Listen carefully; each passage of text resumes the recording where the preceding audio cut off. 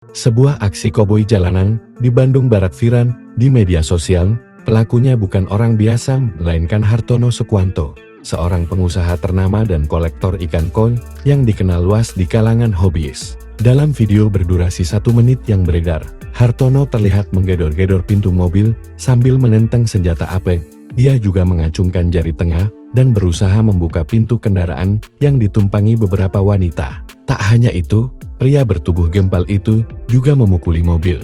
Sementara sopir dan penumpang di dalamnya hanya bisa pasrah. Insiden ini terjadi pada Minggu 2 Maret 2025 siang di Kota Baru Parahyangan, Padalarang, Kabupaten Bandung Barat. Usai kejadian tersebut menjadi perbincangan publik, Hartono akhirnya menyerahkan diri ke Mapolres Cimahi.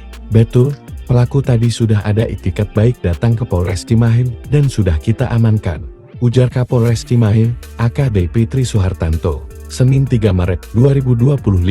Pihak kepolisian masih menyelidiki motif di balik aksi koboi tersebut. Korban sudah melapor. Sementara kita lakukan pemeriksaan kedua belah pihak, korban maupun pelaku, tambah Tri. Nama Hartono Sukwanto bukan sosok asing di dunia bisnis dan komunitas pecinta ikan koi.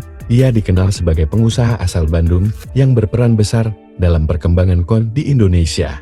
Pada tahun 2013, ia mencatat sejarah sebagai orang Indonesia pertama yang memenangkan Grand Champion di ajang Nishikigoi of the World di Jepang, berkat ikan koi jenis kohaku bernama Mulan Legend. Hartono juga aktif di organisasi koi, dan pada tahun 2019, ia menjabat sebagai Presiden Zen Nippon Erinkai ZNA Bandung Chapter, organisasi koi tertua di Indonesia yang berafiliasi dengan Jepang. Di bawah kepemimpinannya, ZNA Bandung Chapter mencetak rekor dalam All Indonesia Koi Show tahun 2019 dengan 4.467 ekor ikan koi yang dilombakan, menjadikannya ajang koi terbesar di Indonesia yang tercatat di Museum Rekor Dunia Indonesia (MURA). Kini, Hartono bukan hanya dikenal karena prestasinya di dunia koi, tetapi juga karena aksinya di jalanan yang menuai kontroversi.